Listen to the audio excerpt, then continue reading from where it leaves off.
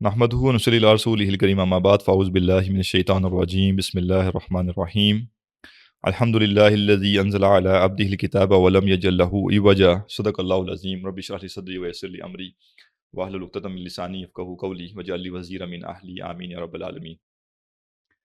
سورہ کہف کی تفسیر کے حوالے سے ہم پچھلی کلاس میں سورہ کہف اور سورہ بنی اسرائیل کا آپس میں جو جڑا ہونے کا تعلق ہے اس پر ہم نے بات کی تھی، اور ہم نے یہ بھی دیکھا تھا کہ سورہ بنی اسرائیل جہاں ختم ہو رہی ہے، جس آیت پر ختم ہو رہی ہے اس میں ایک حکم ہے، اور وہ حکم کیا ہے کہ وَقُلِ الْحَمْدُ لِلَّہ، کہہ دو کہ کل حمد اللہ کے لیے ہے۔ اور سورہ کہف کا آغاز ہو رہا ہے الحمدللہ سے، تو گویا جس حکم کے اوپر سورہ بنی اسرائیل کا اختتام ہو رہا ہے اسی حکم کی تعمیل سے سورہ کہف کا آغاز ہو رہا ہے۔ اب سورہ کہف کو ہم انشاءاللہ آج سے پڑھنا شروع کریں گے، اور ایک ایک آیت کو انشاءاللہ ہم تفصیل سے دیکھیں گے۔ جیسے شروع میں ہم نے طے کیا تھا کہ جو کورس ہے سورہ کہف کی تفسیر کا، نہ یہ بالکل بیسک لیول پہ ہے کہ ہم بڑی جلدی سے گزریں، اور نہ یہ بہت زیادہ ایکسٹینسو ہے، یہ میڈیم لیول پہ ہے۔ اس میں ہم وضاحت ضرور دیکھیں گے لیکن بہت گہری نہیں، اور یہ بھی نہیں کریں گے کہ بہت جلدی جلدی آگے چلتے چلے جائیں۔ سورہ کہف کو سمجھنے سے پہلے یا اس کی آیات کا مطالعہ کرنے سے پہلے یہ نقطہ ذہن میں رکھیے کہ سورہ کہف کی جو فضائل بھی ہم نے دیکھے تھے وہ سارے فضائل اس کے دجالی فتنے سے حفاظت کے حوالے سے ہیں۔ لہٰذا یہ صورت پڑھتے ہوئے اگر آپ نے پس منظر میں اس کا تھیم نہ رکھا تو پھر ہو سکتا ہے کہ آپ کو آیات کنیکٹ ہوتی ہوئی نظر نہ آئیں اس تھیم کے ساتھ جو کہ اصل تھیم سورہ کہف کا ہے۔ سورہ کہف کا اصل تھیم ہے دجالی فتنہ کیا ہے اور اس کا توڑ کیا ہے۔ لہذا پہلے ضروری ہے کہ ہم سمجھیں کہ دجالی فتنے سے مراد کیا ہے۔ دجال یا دجل لفظ اصل میں اس کا مطلب ہے دھوکہ۔ دجل کا مطلب ہے دھوکہ، فراڈ، اور دجال کا مطلب ہے بہت بڑا دھوکے باز۔ اب جو دجل اور دھوکہ ہے وہ کیا ہے، یا دھوکہ کہتے کس کو ہیں؟ سادے لفظوں میں دھوکہ کہتے ہیں کسی چیز کی اصل حقیقت اور اس کی ظاہری حقیقت کا آپس میں الٹ ہونا، آپس میں متضاد ہونا۔ ایک چیز آپ کو چمکتی ہوئی دکھائی دے رہی ہے اور دکھ وہ سونا رہی ہے، لیکن جب آپ اس کو اٹھا کے ٹٹولتے ہیں تو آپ کو چلتا ہے کہ اصل میں تو یہ پیتل ہے۔ مزید اس کی بہتر مثال اگر ہم کریں تو یہ ہے کہ ایک لوہا ہے جس کے اوپر جو کوٹنگ کی گئی ہے وہ سونے کی ہے، جیسے ہوتا ہے نا سونے کا پانی چڑھا دیا گیا، تو آپ کو اوپر سے نظر آ رہا ہے کہ یہ سونا ہے، لیکن اصل میں وہ کیا ہے، وہ لوہا ہے یا وہ کوئی اور قسم کی دھات ہے۔ تو اس کو کہتے ہیں دجل، دھوکا، کہ ظاہر اور باطن یا حقیقت، اصل حقیقت اور جو اپیرنٹ ریالٹی ہے، جو ظاہری حقیقت ہے، وہ دونوں آپس میں متضاد ہوں، تو یہ دجل ہوتا ہے۔ دنیا میں دجل کی بہت سی اور صورتیں بھی موجود ہیں۔ خود یہ دنیا جو ہے یہ دھوکہ ہے، متاع الغرور کہا گیا اس کو قرآن مجید میں، کہ یہ دھوکے کا سامان ہے۔ کیوں دھوکے کا سامان ہے؟ کہ اس کی ظاہر جو چیزیں ہیں، انسان اگر اس ظاہر کو لینا شروع کر دے تو اصل میں وہ انسان دھوکے میں ہوگا۔ ظاہراً یہ دنیا بڑی مزے کی ہے، ظاہراً یہ دنیا بڑی اس میں انجویبل چیزیں ہیں، ظاہری طور پہ اس دنیا کی جو سکسس ہے وہ ہمیں بڑی خوشی دیتی ہے، اور ظاہری طور پہ اس دنیا کی جو کچھ لگژریز ہیں اس کو ہم بہت زیادہ انجوائے کرتے ہیں۔ لیکن اصل حقیقت یہ ہے کہ اس دنیا کی کامیابی کامیابی نہیں ہے، اس دنیا کی ناکامی ناکامی نہیں، بلکہ اصل کامیابی اور اصل ناکامی کہیں اور ہے۔ اس دنیا میں جس کو عزت ملتی ہے ضروری نہیں ہے کہ وہ اصل میں بھی عزت دار ہو۔ اس دنیا میں جس کو ذلت نظر آ رہی ہوتی ہے ضروری نہیں ہے کہ وہ اصل میں بھی ذلیل ہو۔ اس دنیا میں جو محروم اپنے آپ کو سمجھ رہا ہے ضروری نہیں ہے کہ وہ واقعی محروم ہو۔ اس دنیا میں جو اپنے آپ کو بڑا مالدار سمجھ رہا ہے ضروری نہیں ہے کہ وہ اصل میں مالدار ہو۔ تو دنیا کیا ہے؟ دنیا اصل میں قرآن مجید نے اس دنیا کو بیان کرنے کے لیے متاع الغرور بھی کہا، اور اس کو جو ہے وہ لعب بھی کہا، لہو بھی کہا۔ لعب کہتے ہیں کھیل کو، اور لہو کہتے ہیں تماشے کو، اور تماشا جو ہے اس کا جو سادہ ترجمہ ہو سکتا ہے وہ پلے ہے، ڈرامہ۔ تو ڈرامہ کیا ہوتا ہے؟ ڈرامہ یہ ہوتا ہے کہ کچھ لوگ خاص قسم کے کریکٹرز میں اپنے آپ کو پیش کرتے ہیں، جبکہ اصل میں وہ ان کا وہ کریکٹر نہیں ہوتا۔ مثلا ایک ڈرامے میں ایک بادشاہ ہے، تو اس نے خاص کپڑے پہنے تو بادشاہ کا روپ دھار لیا، اور جو شخص وہ ڈرامہ دیکھ رہا ہے اس کو لگے گا یہ بادشاہ سلامت ہے. یا بعض اوقات اب تو ظاہر ہے انٹرٹینمنٹ انڈسٹری بڑی اسٹرانگ ہو چکی ہوئی ہے، تو انسان کو کچھ عرصہ کچھ وقت کے لیے تو انسان یہ بھول ہی جاتا ہے کہ میں ایک ڈرامہ دیکھ رہا ہوں، میں حقیقت میں اس دنیا میں نہیں ہوں. تو وہ اپنے اندر کھینچ لیتے ہیں نا انسان کو وہ چیز، کہ بندے کو لگتا ہے کہ یہ واقعی بادشاہ ہے. تو جو ایک شخص جو کہ اپنی زندگی میں بادشاہ نہیں ہے، ڈرامے میں وہ بادشاہ ہوتا ہے، اور ایک اور شخص جو اپنی زندگی میں غلام نہیں ہے وہ ڈرامے میں غلام ہوتا ہے. ایک اور شخص جو اپنی زندگی میں ظالم نہیں ہے لیکن وہ ڈرامے میں ظالم ہوتا ہے، اور ایک اور شخص جو اپنی زندگی میں شاید اتنا رحم دل نہیں ہے جتنا اس کو رحم دل ہے، جتنا بڑا اس کو عالم ڈرامے میں دکھا دیا گیا. تو کیا ہوتا ہے کہ جب تک وہ جیسے پہلے ہوتا تھا نا کہ وہ پردہ ہوتا تھا اسٹیج کا نا، وہ پردہ آگے ڈال دیا جاتا تھا جب وہ ڈرامہ ختم ہوتا تھا. تو جب تک وہ ڈرامہ چل رہا ہے بادشاہ سلامت ہے، غلام غلام ہے، نیک آدمی نیک ہے، برا آدمی برا ہے، ظالم ظالم ہے. لیکن جو ہی ڈرامہ ختم ہوتا ہے، پردہ آگے کیا جاتا ہے، تو وہی بادشاہ جو ہے وہ اپنا کاسٹیوم اتارتا ہے اور وہ ایک عام آدمی بن جاتا ہے، اور وہ غلام جو ہے وہ بھی اپنا کاسٹیوم چینج کرتا ہے، وہ بھی عام آدمی بن جاتا ہے. جبکہ وہ جو بادشاہ تھا ہو سکتا ہے عملی زندگی میں وہ تھوڑا غریب ہو نسبتاً، اور وہ جو غلام بنا تھا ڈرامے میں ہو سکتا ہے کہ عملی زندگی میں وہ امیر ہو. لیکن تھوڑے دیر کے لیے ایک دھوکہ قائم ہو جاتا ہے کہ یہ بادشاہ اور یہ غلام ہے، یہ نیک اور یہ بد ہے. ایسے ہی دنیا کی زندگی اصل میں دھوکہ اس کانٹیکس میں ہے کہ اس دنیا میں اگر کسی کو بادشاہ بنایا گیا ہے، کسی کو امیر بنایا گیا ہے، تو وہ یہ سمجھنا شروع کر دیتا ہے کہ میں ہی ہوں. جیسے کوئی شخص جو ہے وہ ایکٹنگ کر کے ہٹے اور اسے کہا جائے بس اب ہو گیا ڈرامہ ریکارڈنگ ہو گیا، وہ کہے نہیں نہیں میں ہی بادشاہ ہوں، خبردار گستاخ، تم نے کیسے مجھے پکارا، کیسے بادشاہ سلامت کہو مجھے. تو لوگ اس کو ہوش دلائیں گے کہ بھائی جان آپ ذرا نا بیوقوف بن گئے ہیں، آپ کو اصل میں ایک ڈرامے کے لیے کریکٹر دیا گیا تھا اور تھوڑی دیر کے لیے آپ کو بادشاہ کے کپڑے پہنائے گئے تھے، تو آپ تو اپنے آپ کو بادشاہ سمجھ بیٹھے. لیکن اس دنیا میں انسان نے یہ کیا ہے کہ جس کو اللہ تعالیٰ نے کچھ مال دے دیا وہ اپنے آپ کو دنیا میں بادشاہ سمجھ بیٹھا، اور اس نے غریب کو یا محروم کو ایسے ٹریٹ کرنا شروع کر دیا کہ جیسے یہ مال اس کا اپنا تھا، اور اگر وہ کچھ دیتا ہے تو احسان جتاتا ہے اس کو کہ میں یہ اپنے مال میں سے دے رہا ہوں. اور ایسی دنیا میں جو غریب ہے اس کو لگتا ہے کہ وہ ناکام ہے، وہ تو محروم ہو گیا، وہ تو تباہ و برباد ہو گیا، حالانکہ یہ اس کی آزمائش تھی. کسی کو کچھ غریب بنا کے آزمایا گیا، کسی کو امیر بنا کے آزمایا گیا، اور دیکھنا کیا تھا کہ بیسٹ پرفارمنس کس کی ہے. جیسے ڈرامے میں اصل چیز یہ نہیں ہے کہ اس کو بادشاہ کا کریکٹر دیا گیا، کس کو غلام کا. اگر جو غلام کا کریکٹر ہے وہ کسی نے بہترین نبھایا ہے تو کہا جائے گا کہ جناب یہ ایکٹر بہت زبردست ہے، اور اگر کسی نے بادشاہ کا کریکٹر بہت اچھا نبھایا تو کہا جائے گا یہ بادشاہ بہت اچھا ہے. تو یعنی ان کے کریکٹر کی جو پرفارمنس ہے ان کی اصل میں وہ ان کا تعارف ہے. تو دنیا میں ہمیں جو کردار دے دیا گیا کہ ہم غریب ہیں یا امیر ہیں، یا ہم صحت مند ہیں یا بیمار ہیں، ہم ذہین ہیں یا کنز ہیں، جو بھی ہماری سچویشنز ہیں، یہ اصل میں ہماری آزمائش کے لیے تھی. اس آزمائش کو حقیقت نہیں سمجھنا بلکہ اس کو آزمائش سمجھنا ہے. تو یہ ہے دجل. اب جو دجالیت والا فتنہ ہے وہ کیا ہے؟ تو اس کو پہلے سمجھیے کہ دو چیزیں الگ الگ آپ نے سمجھنی ہے. ایک ہے شخص دجال ان پرسن، ایک بینگ، اور ایک ہے فتنہ دجال. تو ایک جو بینگ ہے وہ اصل میں آپ کہہ لیں کہ اس کا رہنما ہے، اس کا قائد ہے، اس کا کرتا دھرتا ہے اس فتنے کا، جو کہ فتنہ دجال ہے. اور ایک اس نے آ کے کچھ کیوس کریٹ کرنا ہے، فساد کریٹ کرنا ہے، اس نے خرابی پیدا کرنی ہے انسانوں میں. تو وہ جو خرابی ہے وہ ہے فتنہ دجال. ٹھیک ہے، یعنی ایک دجالیت یا فتنہ دجال اور ایک شخص دجال. تو دو چیزوں کو ساتھ ساتھ ہم نے سمجھنا ہے. ایک وہ خرابی جو تو دجال آ کے پیدا کرے گا، اور ایک وہ شخص جو آ کے یہ سب کام کرے گا. اب جو فتنہ دجال ہے وہ یا دجالیت جو ہے وہ کیا ہے کہ جو حقیقت ہوگی لوگ اس کو تسلیم کرنے کے بجائے جو ظاہر ہوگا لوگ اس کو تسلیم کریں گے، جبکہ وہ اصل میں دھوکہ ہوگا. یعنی جو دکھ رہا ہوگا وہ غلط ہوگا، اور جو صحیح ہوگا وہ دکھ نہیں رہا ہوگا. اور اس کے لیے کیا چاہیے ہوگا؟ بصیرت چاہیے ہوگی. جیسے ہر عام شخص جو ہے وہ کسی بھی گولڈن کلر کی چیز کو دیکھ کے ہو سکتا ہے کہ یہ سونا ہے، لیکن جو سونار ہے وہ اصل میں جانتا ہے، وہ کہتا ہے نہیں یہ سونا نہیں ہے. ایسے ہی اس دنیا کی حقیقت کو پہچاننے کے لیے جو مہارت چاہیے وہ کیا ہے؟ ایمان.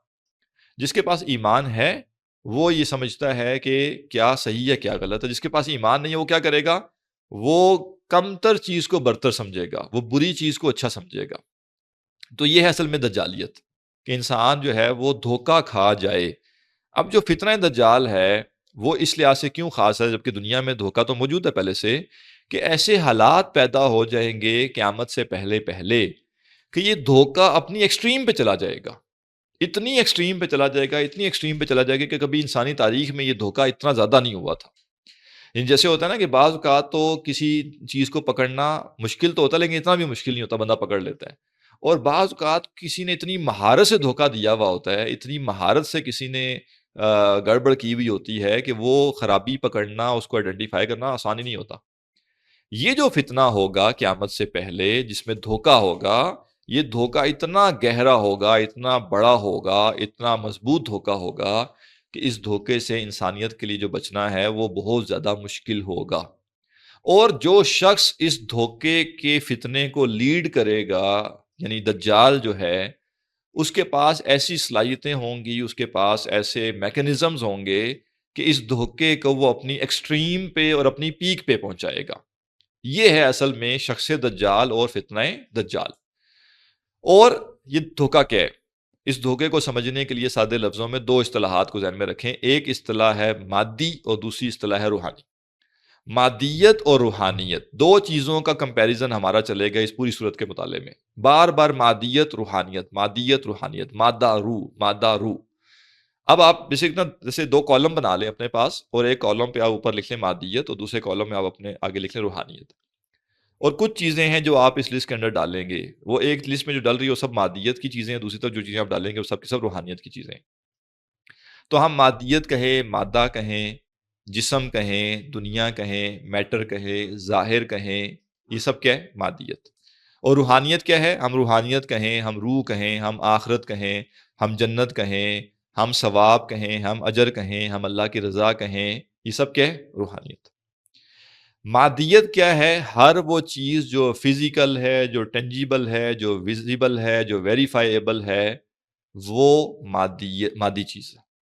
اور ہر وہ چیز جو انویزیبل ہے، جو نان ٹینجیبل ہے، جو کہ آبزرویبل نہیں ہے، جو کہ ویریفائیبل نہیں ہے، وہ اس کو آپ دوسری سائڈ پہ ڈالیے، روحانیت والی سائڈ پہ۔ ابھی سمجھنے کے لیے ہم جنرلائز کر رہے ہیں۔ دجال کا جو فتنہ ہوگا یہ کیا ہوگا کہ روحانیت اور روحانیت والی چیزیں ان کو اس حد تک ڈاؤن کر دیا جائے گا، ان کی اہمیت کو لوگوں کی نگاہ میں، اور جو مادیت والی چیزیں ہیں ان سے ایسے ایسے نتائج برآمد کیے جا رہے ہوں گے کہ انسان روحانیت کو بالکل سائڈ پہ کر دے گا اور مادیت کے اندر پوری طرح غرق ہو جائے گا۔ اور اس غرق ہونے کے لیے جو دجال ہے وہ پوری چیزیں اس کے سامنے پیش کرے گا تاکہ وہ شخص مانے، اور یہ دھوکہ دیتے دیتے دیتے دیتے وہ جو شخص دجال ہوگا وہ آخر میں خدا ہونے کا دعویٰ کرے گا، اور انسان دھوکہ کھا کر ایک انسان کو خدا تسلیم کر لے گا۔ یہ ہے اصل میں دجال کا سب سے بڑا فتنہ، کہ وہ اتنی بڑی آزمائش ہے، اتنا بڑا دھوکہ ہے، اتنا بڑا دجل ہے کہ ایک فرد اپنے آپ کو خدا ثابت کر دے گا اور لوگ اس کو خدا مانیں گے، کیونکہ لوگوں کے اندر ایمان نہیں ہوگا، بصیرت نہیں ہوگی، اور لوگ مادیت میں اتنے غرق ہو چکے ہوں گے کہ ان کے لیے خیر و شر کا معیار مادیت بن چکا ہوگا۔ یہ ہے فتنہ دجال۔ دجال کیا کرے گا؟ اب اس کی ہم تفصیل ابھی دیکھ نہیں رہے، تفصیل ہم آگے چل کے کہیں کسی موقع پہ دیکھیں گے، ہم صرف ابھی اس کا تعارف سمجھ رہے ہیں چیز کا۔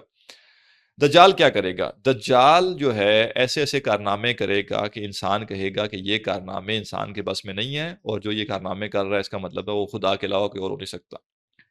مثلاً اس کے پاس بارشوں کا کنٹرول ہوگا، جہاں چاہے گا بارش برسائے گا، جہاں چاہے گا خشک سالی رہے گی، وہ پوری دنیا کا سفر بہت تیزی سے کر سکے گا، ٹھیک ہے، اتنی تیزی سے ٹریول کرے گا کہ پوری دنیا کا سفر وہ 40 دن میں کر لے گا۔ اسی طرح اس کے پاس اس حد تک ٹیکنالوجی ہوگی، اس حد تک آپ کہہ لیں اس کے پاس صلاحیت ہوگی کہ وہ لوگوں کو یہ بھی دکھائے گا کہ میں مردے کو بھی زندہ کر سکتا ہوں، اور وہ ایک شخص اس کے سامنے جائے گا اور وہ کہے گا اگر میں تمہارے ماں باپ جو مر چکے ہیں ان کو زندہ کر دوں تو کیا تم مجھ پر ایمان لاؤ گے؟ وہ کہے گا ہاں، اگر تم میرے ماں باپ کو واپس لا کے دکھا دو تو میں مان جاؤں گا۔ تو وہ کیا کرے گا؟ اس کے ساتھ جو جن ہوں گے، جو شیاطین ہوں گے، وہ ان کو حکم دے گا، اور وہ شیاطین اور وہ جن اس کے والدین کی شکل دھار کر اس کے سامنے آئیں گے، اس بندے کے سامنے، اور یوں جب وہ دیکھے گا کہ اس کے والدین اس کو دکھائی دے رہے ہیں تو وہ شخص اس پر ایمان لے آئے گا، یعنی کہ وہ کافر ہو جائے گا، جبکہ اصل میں اس کے والدین وہ نہیں ہوں گے۔ تو یہ دھوکہ اتنا زیادہ ہوگا، اتنا زیادہ ہوگا کہ اس دھوکے کی پہچان غیر معمولی طور پہ ہی کوئی شخص کر سکے گا، عام شخص نہیں کر سکے گا، اور وہ پہچان کیا؟ ایمان۔ وہ جو ٹارچ ہے وہ ایمان کی ٹارچ ہے، جس سے انسان دیکھ سکے گا کہ نہیں، یہ دجال جو ہے یہ فتنہ ہے، اور اس فتنے سے میں نے بچنا ہے۔ اب سوال یہ پیدا ہوتا ہے کہ یہ کنٹرول اس کے پاس کیسے آئے گا؟ کیسے وہ بارشیں برسائے گا، کیسے وہ زمین پر سفر کرے گا، کیسے وہ جو ہے جو لوگ اس کو ماننے والے ہوں گے ان کے پاس وسائل ہی وسائل ہوں گے، اور کیسے وہ لوگ جو اس کا انکار کریں گے وہ ان کو محروم کر دے گا اور وہ تنگی میں مبتلا ہوں گے۔ یہ سب کچھ اللہ کے اذن سے ہوگا۔ جس اللہ نے ابلیس کو یہ اذن دیا کہ وہ انسانوں کو گمراہ کرنے کے لیے کچھ کام کر سکتا ہے، وہی اللہ سبحانہ وتعالیٰ اپنی مخلوق میں سے ایک مخلوق کو یہ آپ کے لیے گنجائش دے گا کہ وہ اس کے ہاتھوں یہ چیزیں ہو سکیں۔ وہ اللہ کے اذن کے باہر نہیں ہے۔ اور اللہ یہ اذن کیوں دے گا؟ آزمائش کے لیے۔ اللہ نے آزمانا تھا انسان کو، آزمائش کے لیے پوری دنیا بنائی، سب کچھ تخلیق کیا۔ اس کی مرضی ہے کہ میں ایک خاص وقت انسانوں کو ایسے آزماؤں کہ میں ایک انسان کو ان کے سامنے بہت سارے اختیارات دے کر بھیجوں، اور میں یہ دیکھوں کہ جو میں نے پہلے سے ان کو بتایا تھا کہ میں ہی ایک انسان کو یہ سارے اختیار دے کے بھیجوں گا اور وہ دھوکے باز ہوگا، وہ دجال ہوگا، کیا وہ لوگ اصل حقیقت پہ فوکس کرتے ہیں یا وہ لوگ ظاہری حقیقت کو کل حقیقت سمجھتے ہیں؟ یہ آزمائش ہوگی۔ یہ آزمائش اس وقت ہمارے لیے زیادہ پرابلمٹک ہو سکتی تھی جب ہمیں یہ پتہ ہی نہ ہوتا۔ یکدم دجال آتا اور یکدم دجال آ کے کہتا کہ یہ دیکھو میں بارشیں برساؤں گا، یہ دیکھو میں جو فوت شدہ لوگ ہیں میں ان کو زندہ کر دوں گا، میں یہ کروں گا، میں وہ کروں گا۔ اگر یہ ایسا ہمیں بغیر بتائے ہو جاتا تو پھر یہ دھوکہ کھانا کہ یہ کام تو خدا کر سکتا ہے پھر آسان تھا کہ دھوکہ کیسے کھا لیا۔ لیکن جب اللہ سبحانہ تعالیٰ نے ہمیں پہلے ہی بتا دیا کہ دیکھو ایک وقت آئے گا، ایسا ایک انسان آئے گا، یہ کرے گا، اور وہ اللہ نے ہی اس کو اذن دیا، اور اذن سے مراد رضامندی نہیں ہے، اللہ نے اس کو الاؤ کیا ہوگا یہ کرنے کے لیے، آزمائش کے لیے۔ جیسے اللہ سبحانہ تعالیٰ نے 2 فرشتے بھیجے دنیا میں، ہاروت اور ماروت، اور وہ لوگوں کو جادو سکھاتے تھے۔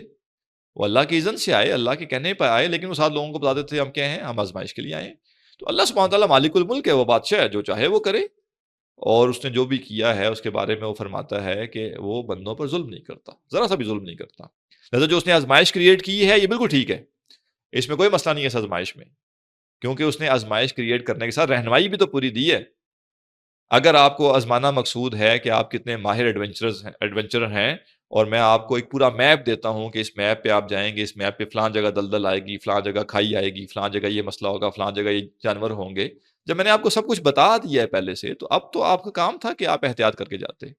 اور اگر آپ نے رستے میں اس نقشے کو پھاڑ کے پھینک دیا یا کہیں بھلا کر چلے گئے اور آپ کو یہ خیال بھی نہیں آیا کہ اس نقشے میں نے کوئی چیزیں نوٹ کرنی تھی یا میری منزل مقصود پہ پہنچنے کے لیے اس نقشے سے رہنمائی لینی تھی میں نے، قصور کس کا ہے؟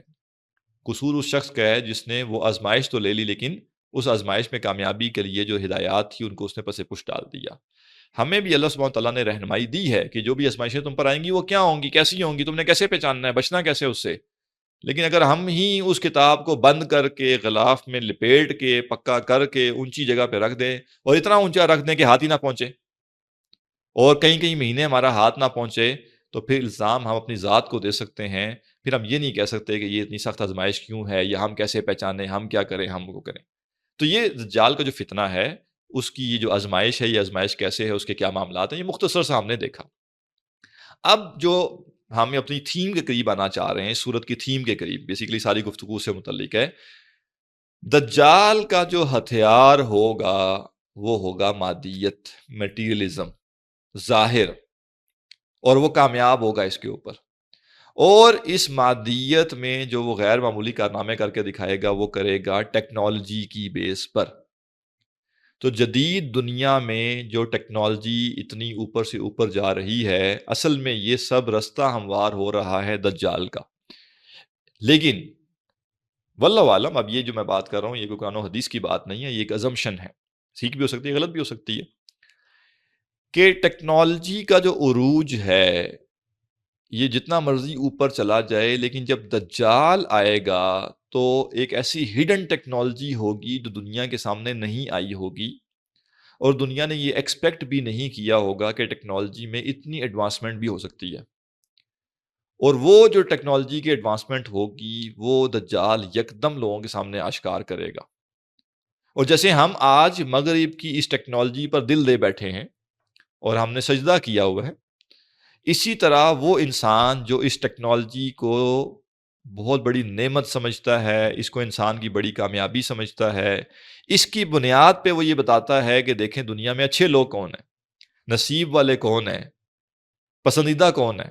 آج ہمارے ہاں مغربی لوگوں کو بڑی قدر کی نگاہ سے دیکھا جاتا ہے نا، دیکھیں جی، بڑے ہم نے ان میں بڑی انسانیت دیکھی ہے، بڑے محنتی لوگ ہیں، کتنے اچھے لوگ ہیں. دیکھیں اصل قرآن پہ تو انہوں نے عمل کیا ہے. ہم نے قرآن کو چھوڑ دیا، قرآن کے اصل راز وہ نکال کر لے آئے. ہم سوئے ہوئے تھے ستو پی کر، اور وہ کہیں جو ہے وہ کافی پی کے ان کی آنکھ کھل گئی، انہوں نے قرآن پڑھ لیا اور اس میں سے سارے جو ہے نا راز کی باتیں وہ ساری نکال کر لے، اور دیکھیں دنیا میں کتنا عروج حاصل کر لیا. دیکھیں آج انہوں نے اپنی محنت کے بلبوتے کیا کچھ کیا ہے، اور دیکھیں انہوں نے اللہ کی زمین کو کیا آباد کر دیا ہے، وغیرہ وغیرہ وغیرہ. ابھی یہ موقع نہیں ہے کہ ہم اس سارے پہ تفصیلی بات کریں دلائل کے ساتھ کہ مغرب نے جو ٹیکنالوجی ایجاد کی ہے اس ٹیکنالوجی کے کیا ان آؤٹس ہیں، لیکن سادے لفظوں میں یہ سمجھیے کہ اس ساری ٹیکنالوجی سے نتیجہ کیا نکلا. اس ساری ٹیکنالوجی سے نتیجہ یہ نکلا کہ انسان نے یہ مان لیا کہ اصل ویلیو ایبل چیز میٹر ہے، مادہ ہے، مادیت ہے، ظاہر ہے، دنیا ہے. لہذا دنیا میں 1.5 سے 2.25 ارب مسلمان ہیں، لیکن 1.5 سے 2.25 ارب مسلمانوں کے نزدیک علم حاصل کرنے کے لیے اگر 16 سال لگانے ہیں تو کون سا علم ہے؟ دنیا کا علم. اور دنیا کے علم سے کیا حاصل ہوگا؟ دنیا کی زندگی بہتر ہوگی. کون شخص ہے جو یہ کہہ سکتا ہے کہ انجینئر بننے سے، ڈاکٹر بننے سے، پائلٹ بننے سے، میں صرف اس کی بات کر رہا ہوں کہ ایک شخص صرف ڈاکٹر بنے، صرف انجینئر بنے، صرف پائلٹ بنے تو اس کی آخرت سنور سکتی ہے. ایک بندے کو اگر عقائد ہی نہیں پتا کیسے آخرت سنورے گی؟ ایک بندے کو دینی فرائض ہی نہیں پتا کیسے آخرت سنورے گی؟ ایک بندے کو فرائض ادا کرنے کا طریقہ ہی نہیں پتا کیسے آخرت سنورے گی؟ کتنا ہی ماہر ڈاکٹر کیوں نہ ہو، کتنا ہی انسانیت کی خدمت کرنے والا کیوں نہ ہو، اگر وہ مشرک ہے، قرآن مجید کہتا ہے ہمیشہ ہمیشہ کا جہنمی ہے وہ.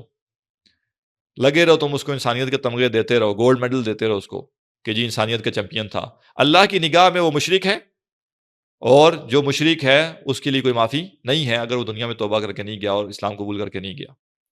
لہٰذا جب یہ معلوم ہے، ہمیں اچھے طریقے سے معلوم ہے کہ جو دنیا کی تعلیم ہے 16 سال 18 سال 20 سال حاصل کریں گے، اس کا اصل فائدہ دنیا میں ہے. اور میں ابھی یہ بات نہیں کر رہا کہ دنیا کی تعلیم جائز ہے ناجائز ہے، اچھی ہے بری ہے، میں کہنا یہ چاہ رہا ہوں کہ دنیا کی تعلیم کا فائدہ دنیا میں ہے.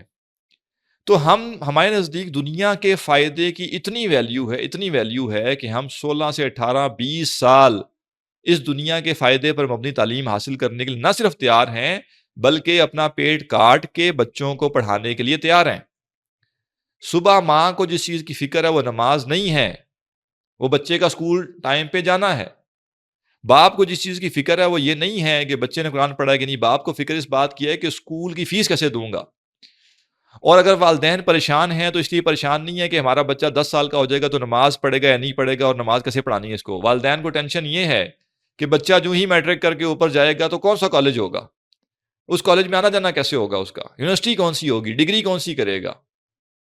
یہ سب چیزیں 1.5 سے 2 ارب جو مسلمان ہیں دنیا میں، جدید تہذیب ان کے اوپر لے آئی کہ انسان اپنی زندگی میں ویلیو دے گا اس چیز کو جو میٹیرلسٹک ہو، جو دنیاوی ہو، جو ظاہری ہو، جس کا یہاں نقد فائدہ ہے. چلیں بالفرض ہم کہتے ہیں جی ٹھیک ہے دنیا بھی تو جینا تو ہے نا جی، گزارا تو کرنا ہے نا جی، مسکین بن جاتے ہیں نا بہت زیادہ. دیکھیں نا اب دنیا میں رہنا تو ہے نا جی، اب پیٹ بھی تو ساتھ ہی لگا ہوا ہے نا جی، کیا کریں، بچے بھی تو پالنے ہیں نا جی. پہلے لوگ بھوکے مر جاتے تھے، جنہوں نے دین کی خدمت کی ہے وہ کیا بھوکے مر گئے؟ عالم ارواح میں جا کے دین کی خدمت کی تو دنیا میں کی ہے نا. بے اولاد تھے سارے، بچے نہیں تھے ان کے، یا ان کے بچے کیا مطلب پتے کھا کے زندہ رہتے تھے، کیا ہوتا تھا؟ وہی زندگی تھی، بہتوں سے بہت بہتر وہ زندگی گزار کے چلے گئے. تو کون یہ کہہ رہا ہے کہ دنیا کی زندگی نہ گزارو، لیکن دنیا کی زندگی پہ سانپ بن کے تو نہ بیٹھو بھائی کہ ہر وقت دنیا، ہر وقت دنیا، ہر وقت دنیا، آنکھ کھلے تو دنیا، آنکھ لگتے تک دنیا، خوابوں میں بھی دنیا آ رہی ہو. یہ ہے فتنہ دجال اور یہ ہے دجالیت کہ دنیا اس قدر غالب آ جائے، اس قدر غالب آ جائے کہ انسان کی ہر چیز دنیا سے شروع ہو اور دنیا پر ختم ہو جائے. آج ہمارا المیہ یہ ہے کہ ہم بحیثیت امت بڑی تعداد میں اس دجالی فتنے کا شکار ہیں کہ ہماری زندگی دنیا اور مادے کے گرد گھوم رہی ہے. چلے بالفرض میں ایزیوم کر لیتا ہوں کہ دنیا کی زندگی گزارنے کے لیے 16 سال کی دنیاوی تعلیم کی اہمیت ہے، ضرورت ہے. تو ہمیشہ ہمیشہ کی جو زندگی ہے، آخرت کی زندگی ہے، اور جو جنت کا ہائیسٹ سٹینڈرڈ ہے، اس کو میٹ کرنے کے لیے کتنا عرصہ پڑھنا چاہیے، کتنا عرصہ کوشش کرنی چاہیے. تو اگر ایک شخص 16 سے 18 سال اپنے بچوں کو دنیا پڑھاتا ہے اور دین پڑھانے کے لیے وہ تھکے ہوئے قاری صاحب اٹھا کے لے آتا ہے جو اس سے 500 روپے لیں اور ایک سائیکل پہ آگے گھر آ کے پڑھا کے چلے جائیں، کوئی معیار ہے نہیں، اس کو کوئی پرواہ نہیں ہے، تو یہ کیا چیز بتا رہی ہے؟ یہ چیز یہ بتا رہی ہے کہ اس نے دنیا کے لیے نہیں صرف کی بلکہ دنیا ہی سب کچھ ہے اس کے نزدیک. اور دین کو اس نے بس ایسے ایک ساتھ میں جو ہے وہ رائتے کی طرح رکھا ہوا ہے، چٹنی کی طرح رکھا ہوا ہے. بس ٹھیک ہے جی، ہلکا سا فلیور یہ بھی ہونا چاہیے. اور بہت تیر مار دیا کہ بچوں کو ناظرہ پڑھا دیا میں نے. اور پھر ایک اور المیہ، دنیا کی زندگی کی اتنی اہمیت ہو گئی ہمارے نزدیک کہ ہم ایک سیمسٹر کی فیس لاکھوں روپے میں دینے کے لیے نہ صرف تیار ہیں، لائن میں لگ کے دینے کے لیے تیار ہیں، منتیں کر کے دینے کے لیے تیار ہیں، اور جو ڈیو ڈیٹ ہے اسے پہلے دینے کے لیے تیار ہیں. اور ہم یہ سوال بھی نہیں کرتے کہ افورڈیبلٹی ہے یا نہیں، اور یہ سوال بھی نہیں کرتے کہ اس میں گنجائش ہے کہ نہیں. بلکہ ہم تو یہ کوشش کرتے ہیں کہ زیادہ مہنگا جو ادارہ ہے، مہنگی یونیورسٹی، وہاں جائیں نا اور وہ فیس دیں، اور ہمارا دل بہت زیادہ دکھتا نہیں ہے. لیکن ہم ہی وہ لوگ ہیں کہ جو ہی دین کا نام آتا ہے تو ہم کہتے ہیں دین فری نہیں ہوتا. یہ دیکھیں جی، دین کے نام پہ 2000 پورے 2000، یہ اس میں گنجائش نہیں ہو سکتی کوئی. اصل میں جب ہم گنجائشیں مانگ رہے ہوتے ہیں، اللہ ماشاء اللہ ہر بندے کے اپنے حالات و واقعات ہیں، میں کوئی ایک ساروں کو ایک کھاتے میں نہیں ڈال رہا. بہت چھوٹی سی ایک تعداد کو چھوڑ کر باقی عظیم اکثریت کا جو مسئلہ ہے وہ یہ نہیں ہے کہ وہ 2000 3000 افورڈ نہیں کر سکتے. وہ کہتے ہیں اس کی ورتھ ہی نہیں ہے اتنی اس چیز کی جس کے لیے آپ ہم سے 2-3 ہزار روپے مانگ رہے ہیں، یا 5000 روپے، 10,000 روپے، 20,000 روپے مانگ رہے ہیں. ہمیں ملنا کیا ہے؟ آپ ہمیں دین پڑھائیں گے، اس سے ہماری کیا سیلری بڑھے گی؟ اس سے ہمیں زمین ملے گی؟ اس سے ہمارے بچوں کو نوکریاں ملیں گی؟ نہیں نا. یہ وہ زبان سے نہیں کہہ رہے، لیکن بیک آف مائنڈ پہ یہی ہے. تو جب ہمارے بچوں کو نوکری نہیں ملنی، جب ہمارے بچوں کو کوئی گھر نہیں ملنا، تو پھر خدا کے لیے یہ دین کے نام پہ آپ جو ہے نا ہم سے پیسے تو نہ لیں. اب یہ تھوڑا احسان ہے کہ ہم وقت نکال کے دین پڑھنے کے لیے تیار ہو گئے، اب ہم اس کے لیے کوئی پیسے بھی خرچ کریں. میں نے پہلے مثال عرض کی تھی نا، بارش ہوتی ہے تو لوگ دفتر پہنچ جاتے ہیں، بھیگ کے پہنچ جاتے ہیں، کسی کے پاس وسائل ہیں وہ ٹیکسی کر کے پہنچ جاتا ہے، کسی نہ کسی طرح انسان دفتر پہنچ جاتا ہے بارش کے باوجود. نہیں پہنچتا تو قرآن پڑھنے کے لیے نہیں پہنچتا. کیوں نہیں پہنچتا؟ کیونکہ اس کے نزدیک 500 روپے 300 روپے ٹیکسی کے دینا، رائڈ کے دینا، یہ بہت زیادہ ہے بھائی. میں کرنے کیا جا رہا ہوں ایسا کام کہ جس کے لیے میں 300 یا 500 روپے رائڈ پہ خرچ کروں اور میں قرآن پڑھنے جاؤں؟ مجھے دفتر سے تو تنخواہ ملتی ہے، یونیورسٹی سے مجھے ڈگری ملتی ہے. یعنی ہر وہ چیز جس کا مادی فائدہ ہے اس کے لیے میں کھپنے کے لیے تیار ہوں، وقت بھی دوں گا، انرجی بھی لگاؤں گا، پیسہ بھی لگاؤں گا، قربان بھی کروں گا اپنے آپ کو. لیکن مجھے خبردار آپ روحانیت یا روحانی چیز یا روح یا آخرت کے لیے چاہیں کہ میں اپنی دنیا کو ذرا سا بھی کمپرومائز کروں، بچا کے کسی کونے خدرے سے کوئی ٹائم نکل آیا، کوئی 2-4 روپے نکل آئے، کوئی فرصت نکل آئی، تو وہ میں دین کے لیے پیش کرنے کے لیے تیار ہوں. لیکن خبردار آپ دین کے لیے مجھ سے یہ تقاضا کریں کہ میں کوئی بھی قربانی دوں اپنی دنیا میں. ہمیں اکثر رابطہ کرتے ہیں لوگ، ایسا کوئی کورس بتائیے جو 2 ہفتے کا ہو، ایسا کوئی کورس بتائیے جو 3 ہفتے کا ہو. میرے بچے کو اسکول سے فلاں دن چھٹیاں شروع ہوں گی اور فلاں دن تک چھٹیاں ہوں گی. سبحان اللہ. آپ غلام ہی بنا لینا دینداروں کو. یعنی اسکول پہ ہم اتنا کمپرومائز کرنے کے لیے تیار نہیں ہیں کہ جس دن بچے نے اسکول جانا ہے اس دن وہ دین بھی پڑھ لے. اسکول وہ صبح جا رہا ہوگا، دینی کورس اس کا شام میں ہوگا، لیکن ہم کیا کہتے ہیں؟ ہم کہتے ہیں نہیں، بالکل نہیں بھائی. اگر 2 ہفتے چھٹی ہے، صرف 2 ہفتے ہی ہمارا بچہ آئے گا آپ سے دین پڑھنے کے لیے، اور آپ پر لازم ہے کہ 2 ہفتے میں اس کو دین گھول کے پلائیں. ہمارے پاس اتنا ٹائم تھوڑا ہی ہے کہ ہم اس کو آگے بھی چلائیں. اور اسی طرح پہلے پوری دنیا سیکیور ہونی چاہیے. اب جی بچے کے پیپر ہیں، نہیں اب تو نہیں کچھ ہو سکتا. پیپرز میں تو آپ کو پتہ ہے نا، پیپرز میں تو ایمرجنسی نافذ ہوئی ہوئی ہوتی ہے نا. یہ رویہ ہمارا کیوں ہے؟ انسان پہلے بھی دنیا کے پیچھے بھاگتا تھا، یہ کوئی دنیا کی آزمائش کو نہیں تو نہیں ہے نا. پہلے بھی لوگوں کو مال کی محبت ہوتی تھی، پہلے بھی دنیا کی محبت ہوتی تھی. اتنے اندھے نہیں ہو جاتے تھے، اتنے اس کے پیچھے پاگل نہیں ہو جاتے تھے جتنا آج کی دنیا میں ایک مسلمان ہو چکا ہوا ہے. یہاں تک کہ ایک مسلمان کے شب و روز اور ایک کافر کے شب و روز میں فرق کرنا ہی مشکل ہے. دونوں کی خواہشات میں، دونوں کے تذکروں میں، دونوں کی گفتگو میں فرق ہی نہیں رہا. مومن بھی بیٹھا ہوا ہے تو گھر کیسے بنے گا، گاڑی کیسے آئے گی، بچوں کی ڈگریاں کیسے ہوں گی، بچوں کی شادیاں کیسے ہوں گی.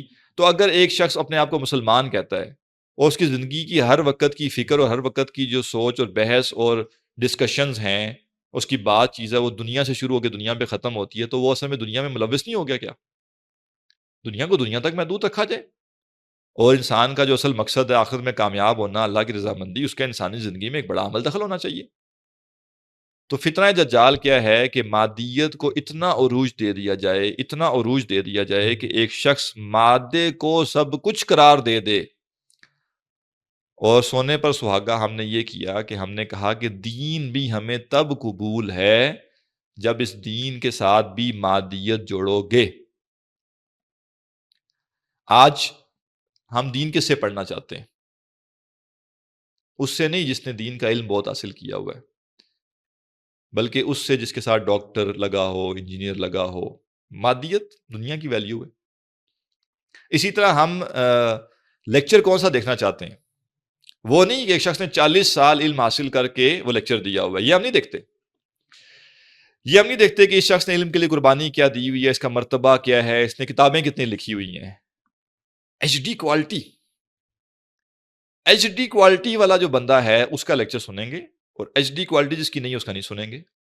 علم کا ایچ ڈی کوالٹی سے کیا تعلق ہے؟ اچھی بات ہے، یعنی ویڈیو کوالٹی بھی اچھی ہو جائے تو اس میں کوئی مذائقہ نہیں ہے، لیکن میں یہ کیوں کہوں کہ جب تک مجھے ایچ ڈی کوالٹی نہیں ملے گی تب تک میں یہ لیکچر نہیں سن سکتا. اس کا مطلب ہے کہ میں دنیا کے اس جال میں آ گیا ہوں جس میں میرے نزدیک ویلیویبل چیز مادیت ہے، دنیا ہے. عالم نے بھی اگر مجھے بات سنانی ہے تو اگر وہ ایچ ڈی کوالٹی پہ نہیں جا سکا تو میں اس کی بات سننے کے لیے تیار نہیں ہوں. بھائی آپ مطلب آپ کو اگر اسکرین دکھائی دے رہی ہے اور آپ کو جو بات اگر کوئی اسکرین پہ کچھ لکھا ہوا ہے وہ بھی صاف دکھائی دے رہا ہے، اور جو بات کی جا رہی ہے وہ مدلل ہے، اور آپ جانتے ہیں جو پڑھانے والا ہے اس نے 30 40 50 سال علم حاصل کیا ہے، رینوڈ آدمی ہے دینی لحاظ سے. یعنی رینوڈ سے مراد ہے کہ اس کے اساتذہ بھی بڑے علماء تھے، اس کے آگے شاگرد اس نے بہت سارے تیار کیے ہیں. یہ کافی ہے؟ لیکن وہ نہیں. اور سونے پہ سہاگا اب یہ بھی ہو چکا ہے کہ اب تو ہم کہتے ہیں کہ مولوی بھی وہ ہونا جو لطیفے بہت سنائے، کیونکہ انٹرٹینمنٹ چاہیے ہمیں. دین ہمیں ہنسانے آیا تھا، دین اس لیے آیا تھا تاکہ ہم خوب کھل کھل کے ہنسیں. لیکن اب چونکہ ظاہر ہے ہنسی مذاق کیا ہے، دین نے تو ایک حد تک ہنسی مذاق کو جائز قرار دیا ہے، لیکن دین نے اس کو بہت پسند نہیں کیا کہ ہر وقت ہی ہوتا رہے، ہر وقت انسان جو ہے کھل کھل کرتا رہے. مجھے اگر یہ احساس ہو کہ میں نے اگر اپنے مقصد میں کامیاب نہ ہوا تو جہنم کی آگ میں جاؤں گا، تو میں روز ہنسی مذاق کر سکتا ہوں، میں ہر وقت شغل میلہ لگا سکتا ہوں. لیکن دنیا کیا ہے؟ وہی کھیل تماشا ہے. تو کھیل تماشے کی جگہ، جوک کی جگہ تو دنیا ہے نا. لہٰذا دین بھی ہمیں کتاب پسند ہے. ماشاء اللہ لطیفے بڑے سے سناتے ہیں جی، دیکھیں جی فلاں عالم صاحب ماشاء اللہ بہت مزہ آتا ہے لیکچر سن کے. کیا انٹرٹینمنٹ ہوتی ہے ان کے لیکچر میں. تو آپ انٹرٹینمنٹ لے رہے ہیں، آپ لیکچر نہیں، آپ دین ہی سیکھ رہے. تو دین کی ہر چیز ہم نے دنیا کے ساتھ جوڑ دی ہے. لیکچر سننا ہے تو ایچ ڈی کوالٹی چاہیے ہمیں، اور اگر جو ہے وہ دین بھی ہو تو اس میں کوئی انٹرٹینمنٹ کا پہلو بھی ہو. اور اگر اس سے آگے چلے جائیں تو دین سیکھنے میں ہم تیار کس چیز کے لیے؟ عربی سکھا دیں جی، ہمیں عربی سکھا دیں بس. قرآن پڑھنے کے لیے تیار نہیں ہے، ترجمہ پڑھنے کے لیے تیار نہیں ہے، حدیث پڑھنے کے لیے تیار نہیں ہے، سیرت پڑھنے کے لیے. عربی سکھا دیں، عربی سکھا دیں. کیوں؟ عربی لینگویج ہے، اور لینگویج جو ہے سیکھنے کا ایک خاص فائدہ ہے. آپ عربی بولیں گے، آپ سے لوگ امپریس ہوں گے، آپ کو بھی بڑا مزہ آئے گا. مجھے انگلش بھی آتی ہے، مجھے اردو بھی آتی ہے، پنجابی بھی آتی ہے، عربی بھی آ گئی ہے. سوال یہ پیدا ہوتا ہے، عربی سیکھنے کی اہمیت سے انکار نہیں ہے، لیکن اچھی طرح جان لیجئے کہ، اور یہ بات شاید آپ کو عجیب بھی لگے، پہلی ترجیح پہ عربی سیکھنا یہ صحیح نہیں ہے. دین سیکھنے کا سٹیپ 1 عربی سیکھنا نہیں. ہاں کوئی کہتا ہے کہ جی میں وقت نکالوں گا، عربی کے علاوہ اور چیزیں بھی پڑھوں گا اور پھر عربی بھی پڑھوں گا، تو بسم اللہ پڑھے. لیکن دین سیکھنے کے لیے پہلی چیز عربی نہیں ہے. دین سیکھنے کے لیے پہلی چیز عربی تب ہوتی جب ہمارے پاس کوئی دین کی تعلیمات دوسری زبانوں میں دستیاب ہی نہ ہوتی. جب اب تو ماشاءاللہ گننے میں آئے تو 50 60 اردو تفاسیر ہیں، سینکڑوں اردو ترجمے ہو چکے ہیں، دین کے ہر موضوع پہ اردو پہ کتابیں لکھی جا چکی ہیں، تھیسس کیے جا چکے ہیں. تو وہ عربی سیکھ کے آپ کون سا دین سمجھیں گے جو اگر آپ عربی نہ سیکھتے تو نہ سمجھ جاتے. بیسک دین سیکھنے کے لیے، بنیادی دین سیکھنے کے لیے عربی کی ضرورت نہیں ہے. اور میں نے آج تک کوئی بندہ نہیں دیکھا جس نے بنیادی دین عربی سے سیکھا ہو. ہاں دین میں گہرائی چاہتے ہیں، قرآن مجید کے ساتھ مضبوط تعلق چاہتے ہیں، تو اس کے لیے آپ سیکنڈ لیول پہ جا کے عربی زبان بھی سیکھیں تاکہ آپ کی قرآن سے مناسبت پیدا ہو۔ لیکن ہم دیکھتے ہیں لوگوں کو اس سے غرض نہیں ہے کہ ہمارا عقیدہ ٹھیک ہو جائے، لوگوں کو اس سے غرض نہیں ہے کہ دین کے تقاضے ہمارے سامنے آ جائیں، لوگوں کو اس سے غرض نہیں ہے کہ ہم فرائض جان لیں۔ لوگ کہتے ہیں عربی سکھائیں، عربی سیکھ کے تو قرآن سمجھ نہیں آتا نا، عربی سیکھ کے تو آپ کو گرامر آئے گی، قرآن سمجھنے کے لیے تو عربی ایک چیز ہے اور وہ تو ترجمے بھی ہو چکے ہیں ہر چیز کے، اصل چیز تو وہ تصورات ہیں جو کہ علماء نے، اہل علم نے بہت تفصیل سے واضح کی ہیں، جو کہ سمجھنے سے مجھے دین سمجھ آئے گا۔ تو لہٰذا دین کی ہر چیز بھی جب تک دنیاوی نہ ہو جائے، جب تک اس کے دنیا کے فائدے نہ ہو جائے، سرٹیفکیٹ ملے گا کہ نہیں جی؟ کورس آپ کرا رہے ہیں، سرٹیفکیٹ ملے گا کہ نہیں؟ اچار ڈالنا ہے سرٹیفکیٹ کا، اچھا نہیں سرٹیفکیٹ نہیں ملے گا، ہاں نہیں پھر میں نے نہیں کورس کرنا۔ یہ کیا ہے؟ یہ بھی مادیت، کچھ نہیں پتا اس سرٹیفکیٹ کی کیا ویلیو ہے کیا نہیں ہے، لیکن دنیا نے بتا دیا ہے کہ کوئی کاغذ کا ٹکڑا ہوگا تو چیز ویلیویبل ہے، نہیں ہے تو پھر کس لیے کرنا ہے؟ بھائی عقیدہ سیکھنا ہے، نظریات سیکھنے ہیں، دین کے تقاضے سیکھنے ہیں، آخرت میں کامیابی کے لیے کیا کرنا پڑے گا یہ سمجھنا ہے۔ تو قرآن کا کورس یا کوئی تفسیر کا کورس یا کوئی چیز اس لیے تو نہیں ہم نے کرنی کہ ہم کہیں کہ بس کسی بھی طریقے سے ایک سرٹیفکیٹ کا ٹکڑا مل جائے جو کہیں پہ ہم دکھا سکیں یا اپنی سی وی میں ڈال سکیں کہ یہ بھی کیا ہوا ہے۔ تو لہٰذا فتنہ دجال کیا ہے کہ انسان ہر معاملے میں دنیا کو اصل حقیقت سمجھ بیٹھے اور آخرت کو اتنا پیچھے کر دے کہ وہ واضح ہو جائے کہ اصل حقیقت دنیا تھی، اور دین کو بچا کچا وقت، بچی کچی صلاحیتیں اور بچی ہوئی پرائورٹی تو ہے ہی نہیں نا۔ نکل آیا وقت، ٹھیک ہے جی دین کی بھی دو باتیں سن لیں گے، نکل آیا وقت تو بچے کو بھی دو باتیں دین کی سکھا دیں گے، لیکن قاری صاحب آپ نے اگلے ہفتے نہیں آنا، میرے بچے کے پیپر ہیں۔ کبھی ایسا ہوا کہ آپ نے اسکول میں کہا ہو کہ 2 دن میرا بچہ اسکول نہیں آئے گا کیونکہ قرآن پڑھنے میں یہ کچھ پیچھے رہ گیا ہے، یا قرآن پڑھنے کے لیے جو ہے وہ میں نے اس کو 2 دن زیادہ وقت دینا ہے، وہ ہی نہ جائے کہیں ایک دن اسکول سے چھٹی قرآن کے لیے؟ قرآن پڑھنے سے چھٹی ہو جائے گی، اور ایک نہیں بہت ساری ہوں گی۔ یہ ہے اصل میں دجالیت، یہ ہے مادیت کا غلبہ، جو کم از کم اتنے درجے میں انسانیت کو اس سے پہلے سابقہ سے پیش بھی نہیں آیا تھا، اور انسانیت اس حد تک گئی گزری بھی نہیں تھی۔ تو لہٰذا اب ہم جو کہ آگے جو سورہ کہف پڑھیں گے تو اس میں بار بار فتنہ دجال کی بات آئے گی، یہ دجالیت کی بات آئے گی، تو آپ نے یہ مادیت ورسز روحانیت، دنیا ورسز آخرت، جسم ورسز روح، ظاہر ورسز باطن، یہ کمبینیشن اپنے ذہن میں رکھنی ہے کہ کیسے کیسے یہ صورت ہمیں ظاہر اور باطن کو سمجھنے میں مدد دے رہی ہے، اور کیسے یہ ہمیں بتا رہی ہے کہ اپیرنٹ ریالٹی، ظاہری حقیقت اصل حقیقت نہیں ہے۔ اصل حقیقت جو ہے وہ ہے جو کہ نظر نہیں آ رہی، وہ پیچھے ہے، اس کے لیے بصیرت چاہیے، گہری نگاہ چاہیے، اور وہ ایمان کی روشنی ہے، وہ ایمان کی بصیرت ہے، وہ دین کا فہم ہے، وہ قرآن کا علم ہے جو ہمیں بتائے گا کہ کامیاب کون ہے، ناکام کون ہے، فائدے میں کون ہے، نقصان میں کون ہے، صحیح رستے پہ کون کھڑا ہے، غلط رستے پہ کون کھڑا ہے۔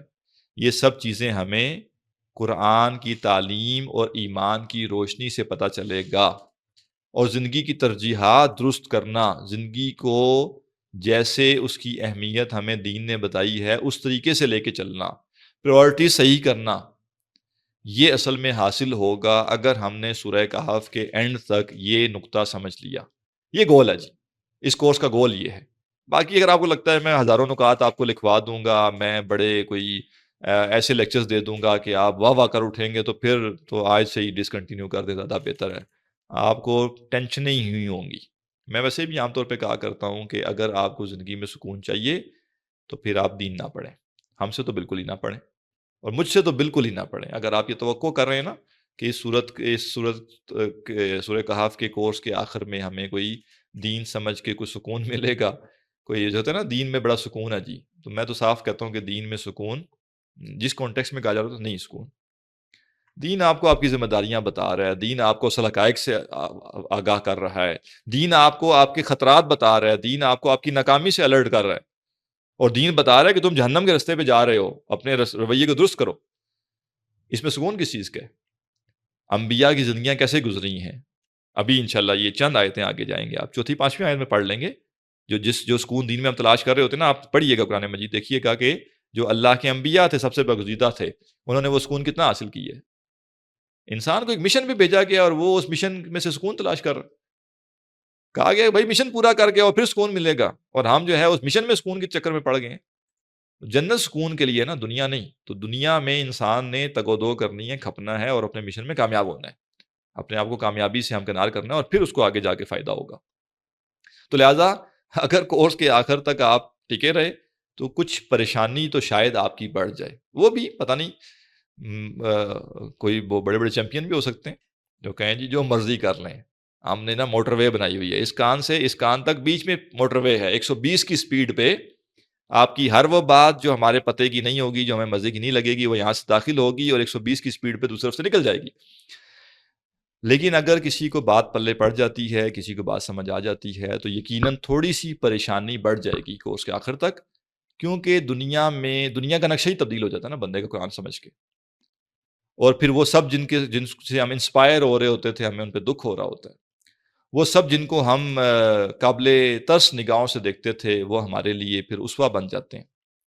زمین آسمان تبدیل ہو جاتا ہے بندے کا جب بندہ قرآن مجید کو گہرائی سے پڑھ لے اور قرآن مجید جو بتانا چاہ رہا ہے وہ سمجھے، نہ کہ قرآن سے اپنے مطلب کی چیزیں نکالے۔ اور یہی اس فتنہ دجالیت کے حوالے سے سورہ کہف میں جب ہم پڑھیں گے تو ہمارے سامنے چیزیں انشاءاللہ آئیں گی۔ تو یہاں تک کافی ہے، سوال کسی نے کرنا ہو تو کر لیں۔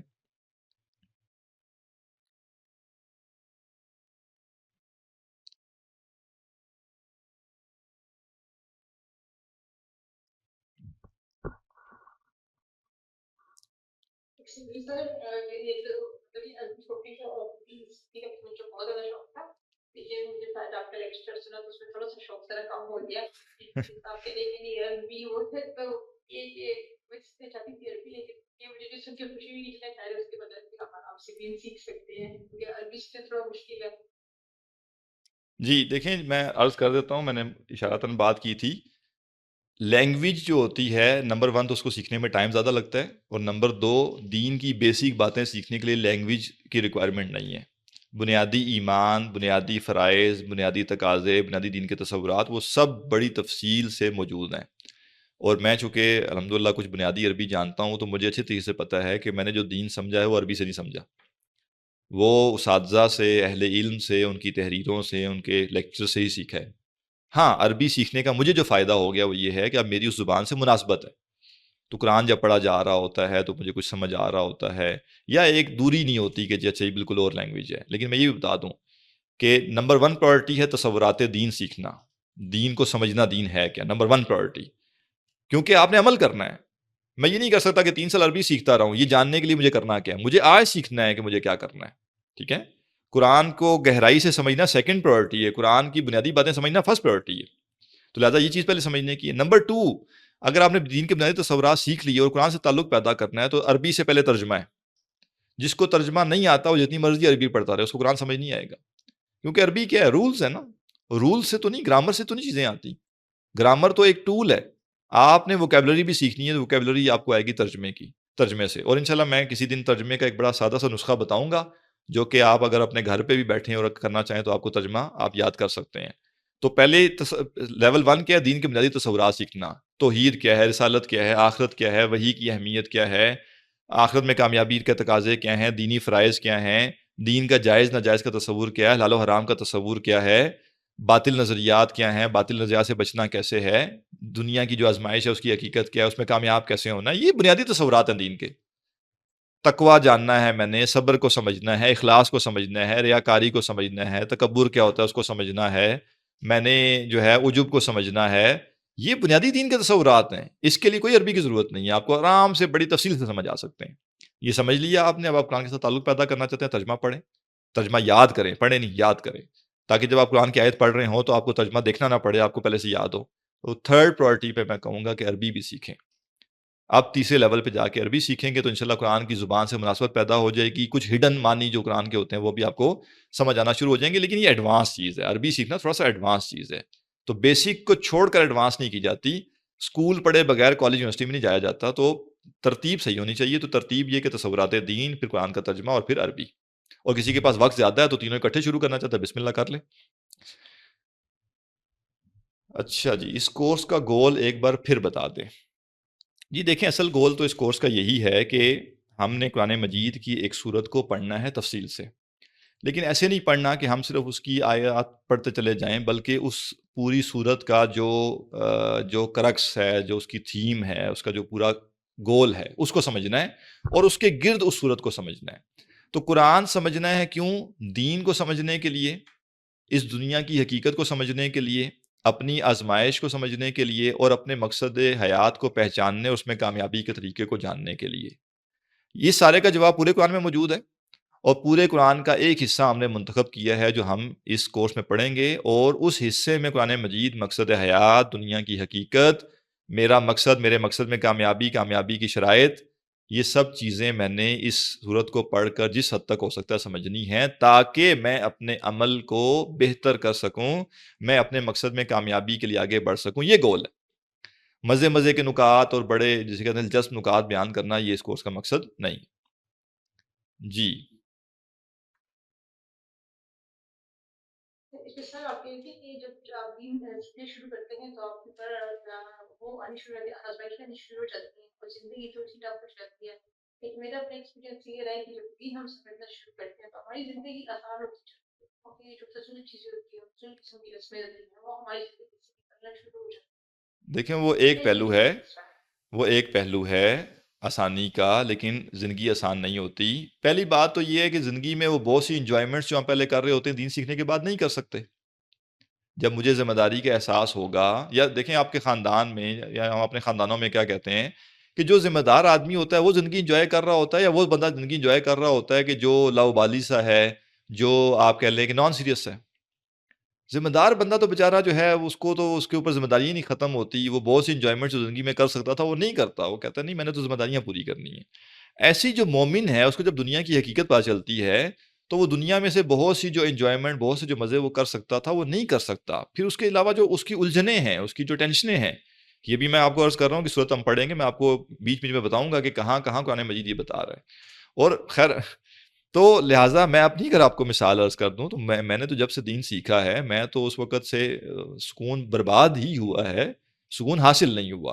اور جوں جوں اس دین کی گہرائی میں انسان جاتا جاتا ہے، ویسے ہی انسان کو اس دنیا میں اس کا جو سکون ہے وہ برباد ہوتا ہے۔ جو چیز حاصل ہوتی ہے وہ سکون نہیں ہے، وہ اطمینان ہے، وہ ایک الگ چیز ہے۔ اس پہ کبھی الگ سے بات کریں گے، یا ایک ریکارڈڈ لیکچر وہ میں آپ کو ریکمینڈ کر دوں گا۔ سکون کیا ہے اصل میں؟ کہ میں بس ایک سیٹل سی زندگی گزار رہا ہوں، میری زندگی میں کوئی اونچ نیچ نہ ہو، بس سکون سے چل رہی ہو، یہ سکون۔ دین سیکھیں گے تو یہ نہیں ہوگا۔ 100 قسم کے مسائل آپ دین سیکھنے کی وجہ سے اپنے گلے لگائیں گے، لیکن وہ لگانے پڑیں گے، یہی تو کاسٹ ہے جس سے بچنے کے لیے لوگ دین سیکھنا نہیں چاہتے، یا دین سیکھنے ہیں تو اس پر عمل نہیں کرنا چاہتے۔ صحابہ کرام چاہتے تو بڑے آرام سے مکہ میں زندگی گزار سکتے تھے نا، لیکن یہ جو جنگیں ان کو کرنی پڑی ہیں تو وہ جنگیں سکون تو نہیں تھا، بے سکونی تھی، زخم پہنچے ہیں، خوف کی کیفیت ہے، 100 قسم کے مسائل ہیں، لیکن کاسٹ تھا۔ اس کاز نے ان کو اپنے گھروں میں سکون سے رہتے ہوئے، سیٹل کاروباروں کو چھوڑ کر اپنے علاقے چھوڑے، مکہ چھوڑا، اپنے ہاتھوں سے بنائے ہوئے گھر چھوڑے، ٹھیک ہے نا، پتے کھانے پڑے ان کو۔ تو صحابہ کو یہ بے سکونی برداشت کرنی پڑی اپنے مقصد کے لیے۔ یہاں تک کہ آپ سکون سے کوئی دنیا میں کامیابی حاصل کر سکتے ہیں۔ کوئی ڈاکٹر کہے جی میں پرسکون رہ کے، میں نے نہیں، محنت کرنی پڑتی ہے، شادیاں چھوڑنی پڑتی ہیں، فنکشن چھوڑنے پڑتے ہیں، گھومنا پھرنا چھوڑنا پڑتا ہے، تب جا کے بندہ پڑھ کے ڈاکٹر بنتا ہے۔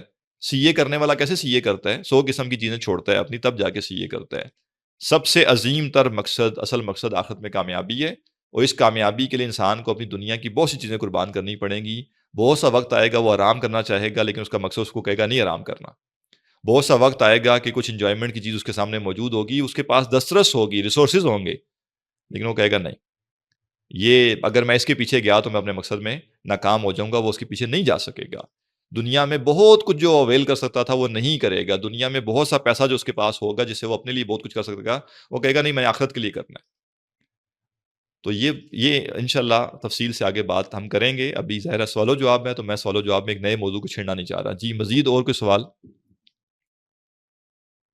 جی سر، میں پوچھنا چاہ رہی ہوں سکون اور اطمینان میں کیا فرق ہے؟ جی 1 گھنٹے کا لیکچر ہے اس کے اوپر، وہ میں انشاءاللہ گروپ میں شیئر کر دیتا ہوں، ذرا بہتر یہ ہے کہ سب لوگ اسی کو سن لیں، کیونکہ کورس میں تمہارے پاس وقت نہیں ہوگا۔ دیکھیں نا، یہ بھی بے سکونی ہے، اب آپ کو 1 گھنٹے کا لیکچر سننا پڑے گا یہ سمجھنے کے لیے کہ سکون اور اطمینان میں کیا فرق ہے۔ السلام علیکم۔ وعلیکم السلام۔ جی یہ چیٹ جی پی ٹی کے متعلق میرا سوال ہے کہ کہیں میں نے پڑھا تھا کہ فتنہ دجال ہے، اور میں ایک قصہ بھی شیئر کرنا چاہتا ہوں کہ اس کورس سے پہلے میں نے چیٹ جی پی ٹی سے سورہ کہف کا اردو ٹرانسلیشن مانگا تو اس نے مجھ کو 10 آیتوں کا ترجمہ دے دیا، اور نیچے آپشن تھا مزید، تو میں مزید کلک کرتا گیا، اور وہ جب 160 آیت اس نے دی، 151 سے 160، تب مجھے خیال آیا کہ اس میں ٹوٹل 110 آیت، تو اصل میں وہ انہی آیتوں کو جنریٹ کر کے آگے بتاتا جا رہا ہے۔ تو اینی ہاؤ وہ تو آرٹیفیشل انٹیلیجنس ہے، لیکن آپ کی کیا رائے ہے اس بارے میں؟ دیکھیں اس بارے میں رائے دینا آسان چیز نہیں ہے، کیونکہ یہ معاملہ ہی بڑا کمپلیکس ہے چیٹ جی پی ٹی کا۔